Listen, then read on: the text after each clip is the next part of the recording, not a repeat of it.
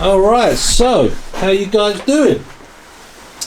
Now, the last video I did on and I mentioned about the indicators self-cancelling and how it was, you know, I thought it was something in these newer clocks, on these 2015 clocks, was like an added option on there. I didn't know that they was on my original clocks as an option. So I've got to give a shout out to, well, there's a couple of guys I've got to thank. Richard Taylor basically said, he said that they were on your bike all the time, but you have to engage them through the clocks. I didn't even know that was an option on there. So obviously I never go in deep enough onto the menu to find it, but sure enough, there it was. And also someone else mentioned about the tyre pressure sensor. Terry Cox said the tyre pressure monitor may not be the wiring. I think the clocks need to be paired to the code on the tyre pressure monitor. This is the case on the Gen 3s at least, not so sure on the Gen 1. So chances are that wire that looks damaged may not be damaged after all, which is good. And someone else said, after Terry's comment, he said, if they're like my car, there is a code on the wheel sensor that has to be entered to the system. So I guess initially you have to pair up the tyre pressure sensor to the clocks, or match it up to the ECU, and then that can send the signal to the clocks. I'm not too sure, but I shall take the bike to Triumph and they can have a look at it, and no doubt charge me £1 million. Alright, I'm not really bitter. Okay, so let's have a look where that option is on the actual clocks itself. Right, let's zoom you in here, and you can probably see one little sort of added extra I've put onto the cable. You can see that underneath there. I've just put some of that rubber matting, grip mat stuff you can get, and I've wrapped that mat in electrical tape, and I've done the same on the bottom as well, just where it was touching. I had to basically snip all the cable ties at the back so I can loosen that off, so I could put that underneath there, and it didn't even scuff it anyway, but I thought I better do it just in case. So now, it looked terrible before, and now it looks even worse, but like I said, it's just a temporary measure, and hopefully the security brace can get sorted and manufactured in the new year. So that's good. Right, let's turn this on. Let's see, so let's just go through to setup. So we have ABS, traction control, time sets, units, there it is there. IND, manual or automatic. Like I said, this was on auto, and I just found that when you left it on, it stayed on for too long, I thought, and I'm going past left and right turns and the indicator's still flashing. So for safety's sake, I just put it back onto manual, and that's the way I like it. I'm a bit old school in that respect, and that's the way it's staying. Beautiful. Alright guys, so as I said, it's really cold at the moment. It's saying 2 degrees on my thermometer, and that is with the radiator on. So I did a video on this jacket years and years ago. It's one of the first videos that I ever did. Now if you're new to the channel, you probably haven't seen that video, so I want to show it to you now for all you new guys. This is what I wear when it gets really cold. It's a heated jacket which I plug directly into the bike. I'm going to show you how it's all wired up on the bike, and I'm also going to show you the jacket itself in some close-up detail, and how it sort of feels to wear it. Let's have a look at the jacket itself. So here it is. It's made by POWERLET, and there's a few companies that make this sort of stuff. POWERLET, Gerbing is another company that do it. There's a few different types. It's just that I've had this one for now. There's a story behind this particular jacket. This is the second jacket of the same type which I got from POWERLET. probably about 7 or so years ago. The first jacket I got from them, let me tell you a little story. I don't know if I've told you this before, but I was coming back from Bristol, and I was riding back through London, and I remember it specifically because I was riding past Harrods. If you don't know what Harrods is, it's a very posh shop in Knightsbridge where rich people go. I was riding past there and I felt in my arm, I thought it was a wasp or a bee that had gone up my sleeve whilst I was riding along and stung me on the arm. And I was riding, I thought, what is that? What the? And it's really, like a really intense, focused stinging sensation just on the top of my arm. So I pulled over, thinking I was going to find like a dead wasp that I squashed in there. To my surprise, when I took the sleeve out, when I took my arm out from the sleeve, on the top of my left arm were these 2 pea-sized shape holes in my flesh. I kid you not. I wish I took a photograph of it when I saw it. It wasn't, not massive holes, but they wasn't deep. But it was the thing that got me. It was a perfectly perfect circle. There was 2 of them, there and there. I never knew what happened, but I think the element, the heating element inside the jacket, became exposed somehow. But something happened, and it burnt the flesh on my arm. That's a true story. I sent an email to POWERLET. I wasn't, you know what, things like that don't really, they don't get me mad, they don't bother me. It's just, it was a fault, maybe something I done, maybe I pulled the sleeve too hard and I exposed the wires or something.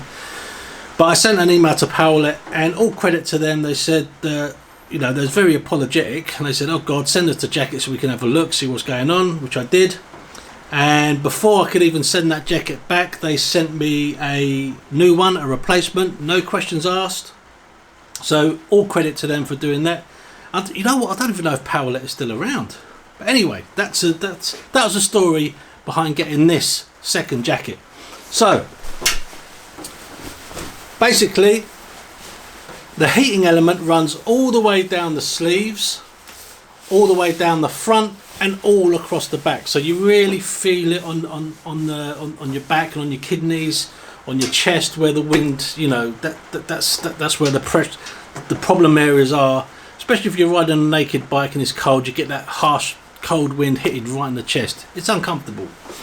So how it works is, at the bottom left hand side, you can see that wire dangling down there. This is the part that plugs into your bike, and I'm going to show you that in a second. And on the sleeves you see these little zips. Well, if you have the heated gloves as well, these can also plug directly into the gloves, and you can control the heat of this jacket and the gloves individually if you have the 2 knob controller, which I've got on the bike there. I'm going to show you that as well. So basically there's a little box of tricks in this jacket. It's like a receiver, and the brains of it it's down at the bottom left hand side where the actual thing is, where you plug it in. And inside there's your little receiver, which picks up whatever information, you know, whatever settings you're putting in on the controller on the bike. It has an option of either going for, you can either have it as 105 watts, in which case you just put the 2 wires together, or you can have the lower setting, which is 60 watts, and you just take the wires apart. I always have it on the high one because I want to feel the heat, you know, I want to really feel it when I'm riding along. It's got a nice big pocket on the chest, and it's also got a huge pocket on the back of the jacket, just so you can tuck the whole thing in and pack it away nice and neat. Now I'm going to stick the jacket on and show you how I go about plugging it in and having all the settings and all that sort of stuff. If it's a cold day like today, I would wear this jacket just over a t-shirt, so I get the direct, you know, the effect of it directly onto me, and I'll wear my leather jacket over this. That's it. So t-shirt, heated jacket, leather jacket, that's me done. Unless it's raining and I put the waterproof one over the top of that. So with a heated jacket there isn't any sort of need for any sort of layering system, because this generates its own heat. So as good as a rucker jacket or a Klim jacket is, you know, these £1,000 jackets, and they are really good, they don't generate heat, they just keep in what your body generates. That's where these things come in really handy. They're small, they're light, and they keep you toasty warm. So by the way, this isn't an ad, I'm not getting paid to say this, I've had this jacket for years, but it's the time of year when you might be thinking about getting one, so I'm going to tell you how good these are. Alright, let's go over to the bike and show you how that's set up. Alright, so I've got the jacket on now, and as you can see there is the connector for the jacket, which is wired directly in, it's attached directly into the battery. So I'll jump on and I just connect it in like that, and that's it, I'm ready to go. I'll show you the controller on the handlebars. Alright, so here's your little POWERLET control box. You can get one which is just one control, so if you just have the jacket you can just control it that way, but I've got one for the gloves, one for the jacket. It's a simple system. This basically sends out the signal to the coat, so once you've plugged yourself in, if you want to heat the jacket up, you just turn it. I just turn it all the way till it stops, and you could feel that, you'll be able to feel that heat coming in almost instantly. And the whole jacket probably takes about 30 seconds, 40 seconds to heat fully up, and you really do feel it. So that's that. I've just basically velcroed that and put a cable tie to stop anyone taking it on top of my brake fluid reservoir. Alright, so if you have the heated gloves, these aren't actually made by POWERLET, this is a completely different company. These are made by Gerbings, and basically you have your wire which is attached to your sleeve. You attach that to the glove, stick it on, and you're ready to go. It does get a bit fiddly when you have, obviously you put two gloves on, you put one glove on and then you've got to connect it with your gloved hand with the other one, but anyway, it's pretty simple to do. And then you can just sort of tuck the wires in, zip it up, and there you go. Super neat, ready to go. And the benefit, obviously, I mean, heated grips are good. I don't know about you guys, I like to ride with two fingers on the front brake. So essentially when I've got heated grips on, the only thing that's getting warm is sort of this area of my hand here. So, which isn't really, you know, that's not going to stop your fingers from hurting from the cold. But with heated gloves, it heats all over and it feels great, especially on the top of your hands there. So that's the sort of, if you've never tried it before, it's a weird sensation, because you're riding along, your face might be cold, but then your torso and everything, and your back and your stomach and your arms are all toasty warm. It's a weird sensation, but you definitely, once you've experienced it, it's one of those things you think, why did I ride so long in the freezing cold? You know, I could have just got one of these and you know, it's like sitting in a Rolls Royce. But yeah, so it's really good. So if you're in the market for one, like I say, POWERLET do them, Gerbings do them. I haven't done any research. I'm sure there's more than just those two people that do it. You can also get ones which is just the vest, so it will go under your jacket a little bit easier.